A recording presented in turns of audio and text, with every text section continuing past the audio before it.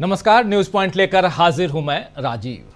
दोस्तों, बीजेपी के बनाए चक्रव्यूह, नरेंद्र मोदी के अहंकार और अमीरों को फायदा पहुंचाने वाली राजनीति, इन सब पर राहुल गांधी खूब तीखे हमले कर रहे हैं। आज राहुल गांधी की हरियाणा में यात्रा का दूसरा दिन था। आज भी राहुल की रैलियों में, सभाओं में और उनके साथ यात्रा में चलने के लिए लोगों की जो भीड़ थी वो जबरदस्त थी, जिसे देखकर कांग्रेस का जोश अब कई गुना बढ़ा हुआ दिखाई दे रहा है और वहीं बीजेपी की हताशा भी अब बढ़ती हुई दिख रही है। आज नरेंद्र मोदी ने हरियाणा के पलवल में जो चुनावी सभा की है, उसके भाषण में तो यही दिख रहा है कि मोदी को दलाल, दामाद, दलित विरोधी कांग्रेस, राष्ट्र विरोधी कांग्रेस जैसी बातों के अलावा और कुछ सूझ ही नहीं रहा जिसके बूते वो जनता से वोट मांगे।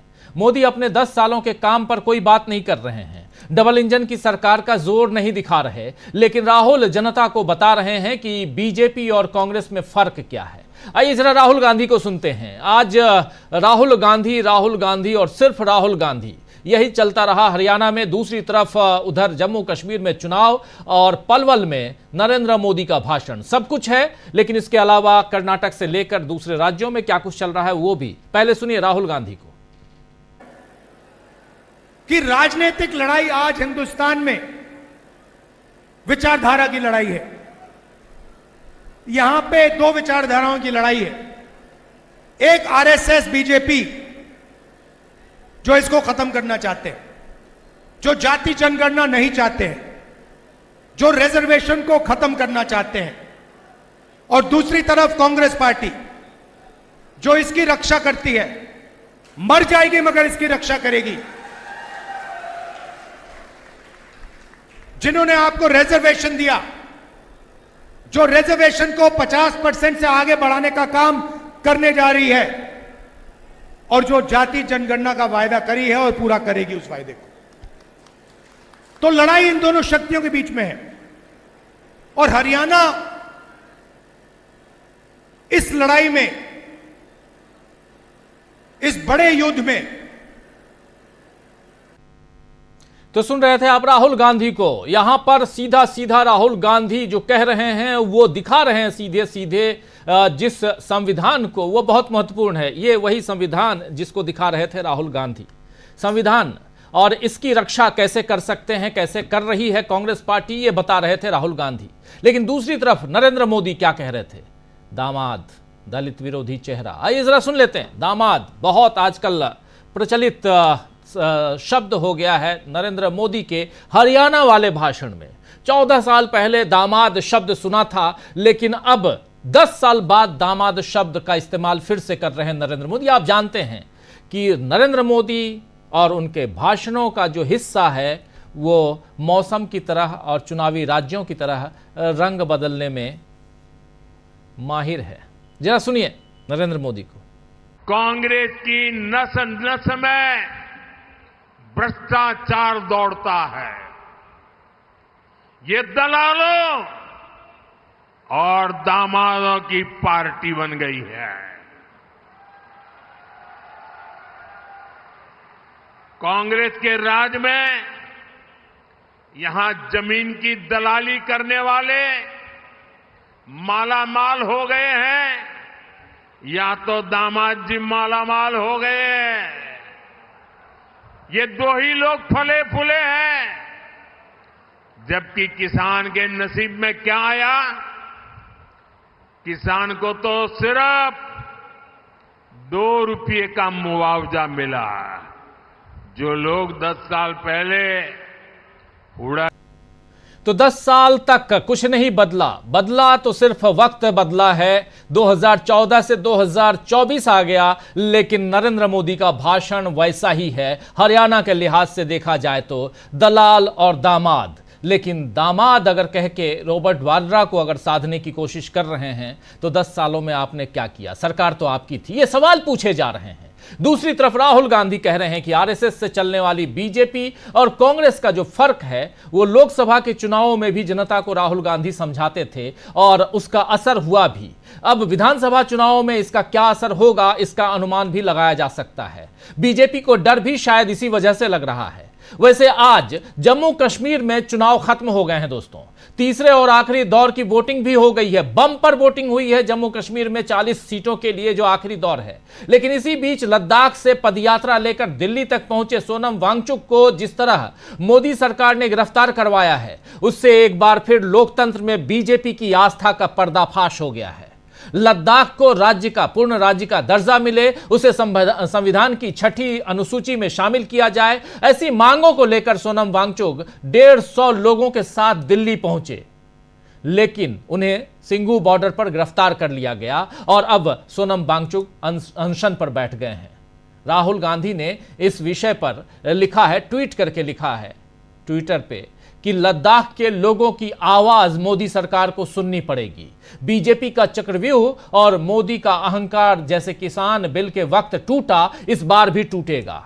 हरियाणा चुनाव के बीच यात्रा निकालते हुए राहुल गांधी ने लद्दाख के मुद्दे पर दोस्तों मोदी को घेर कर बता दिया कि वे नेता प्रतिपक्ष हैं, तो उनकी बातें जो हैं उसकी जिम्मेदारी वो हर तरह से निभाते रहेंगे। आज राहुल गांधी ने हरियाणा के परिवारों को बीजेपी ने किस तरह परेशान किया है, इस पर भी बहुत सारी अपनी बातें कही हैं। लेकिन आइए जरा एक छोटी सी बाइट और राहुल गांधी की सुनते हैं कि हरियाणा के लोगों को, हरियाणा के परिवारों को बीजेपी ने कैसे, किस तरह परेशान किया। आइए सुन लीजिए। इन्होंने नया काम किया है। पहले आधार कार्ड था, अब परिवार का एक बना दिया है। क्या कहते हैं उसको? परिवार पहचान पत्र। अब मजे की बात देखिए, किसी कंपनी को 1000-2000 करोड़ रुपए का कॉन्ट्रैक्ट देना था। कहा भैया नया काम करते हैं, चलो परिवार परेशान पत्र बनाते हैं, चलो हरियाणा के परिवारों को परेशान करते हैं।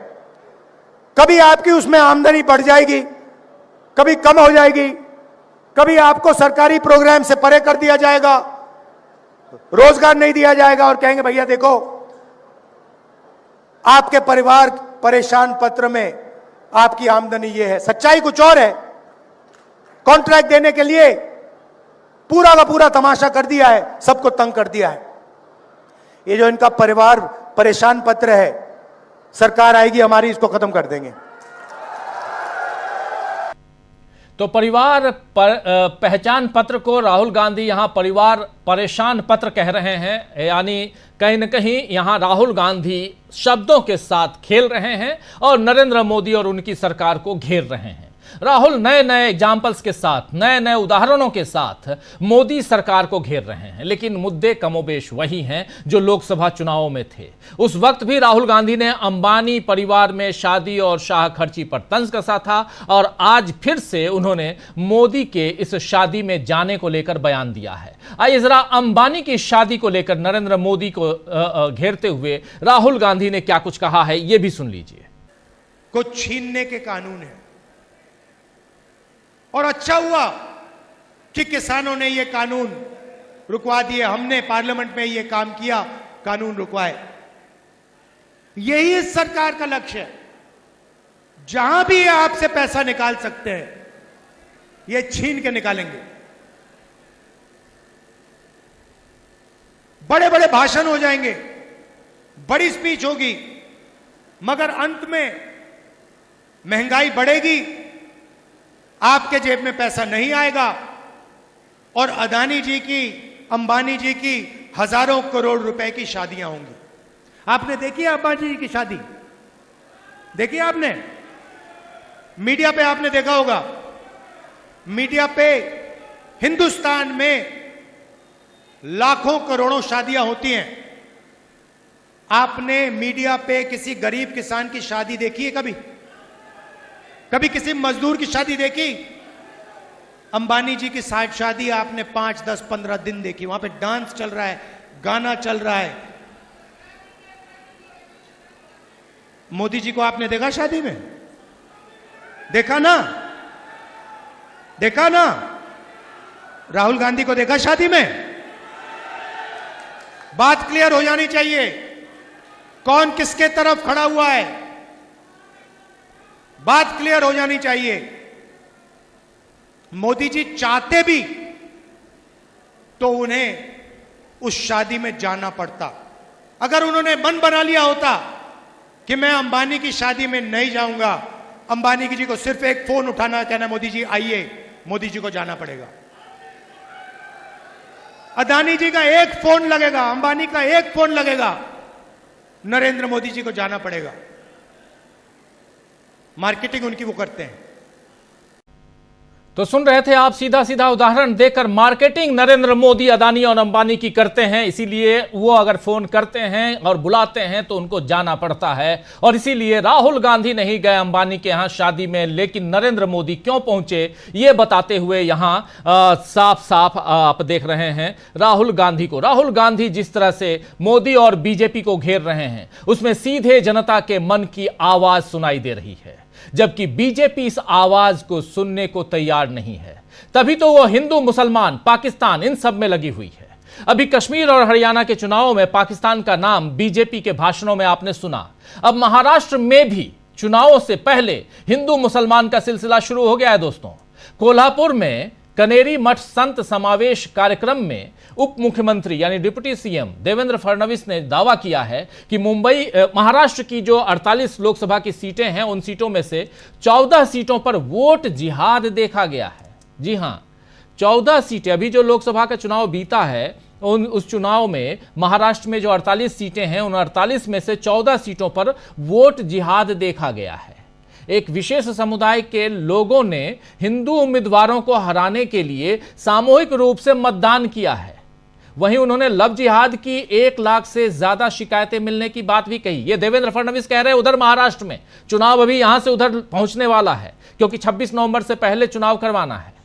चुनाव से पहले लव जिहाद, वोट जिहाद, ऐसे शब्दों से बीजेपी फिर जनता को बांटने की तैयारी में है दोस्तों। जबकि कयास लगने शुरू हो चुके हैं कि महाराष्ट्र में बीजेपी को हार मिलने वाली है। कर्नाटक में भी बीजेपी हिंदुत्व के दांव पर हारी थी, आप याद कीजिए। बजरंगबली तक का मामला आ गया था और उससे पहले हिजाब का मामला था। और अब सिद्धारमैया को, उसी कर्नाटक में सिद्धारमैया को किसी न किसी तरह कानूनी पचड़ों में उलझाया जा रहा है ताकि वो सरकार किसी तरह गिराई जाए, जिस पर आज कांग्रेस ने एक प्रेस कॉन्फ्रेंस करके बीजेपी को घेरा है। जयराम रमेश और अभिषेक मनु सिंघवी ने आज प्रेस कॉन्फ्रेंस की। उस प्रेस कॉन्फ्रेंस में जयराम रमेश ने क्या कुछ कहा है, ये जरा वो भी सुन लेते हैं, सुनिए। पिछले 2 दिन से आप देख रहे हैं कर्नाटक में प्रतिशोध की राजनीति, बदले की राजनीति, उत्पीड़न की राजनीति और डराने की और धमकी देने की राजनीति। हमारे नॉन बायोलॉजिकल प्रधानमंत्री अब तक बर्दाश्त नहीं कर पाए हैं कि मई 2023 को भारी बहुमत से कर्नाटक की जनता ने बीजेपी को हराया था। यही है पृष्ठभूमि। तो मई 2023 में कर्नाटक की जनता ने भारी बहुमत से कांग्रेस को जिताया था और बीजेपी को हराया था। और यह बात पच नहीं रही है, इसलिए कर्नाटक की सत्ता को उखाड़ फेंकने की कोशिश में बीजेपी लगी हुई है। सिद्धारमैया के खिलाफ वहां ईडी ने केस दर्ज कर लिया है और मूडा का मामला, और उसके बाद वहां जो कुछ हो रहा है, अगर आप कर्नाटक के मसले को और खासकर मैसूरू डेवलपमेंट अथॉरिटी के मामले को अगर आप समझ रहे होंगे, मूडा को समझ रहे होंगे, उस केस को समझ रहे होंगे, तो इस केस को भी आप समझ रहे होंगे कि ईडी ने अब सिद्धारमैया के खिलाफ केस दर्ज कर लिया है। फटाफट धड़ाधड़ केस दर्ज करना, यह क्या कहलाता है? खैर, तो कश्मीर से लेकर कर्नाटक तक बीजेपी हिंदुत्व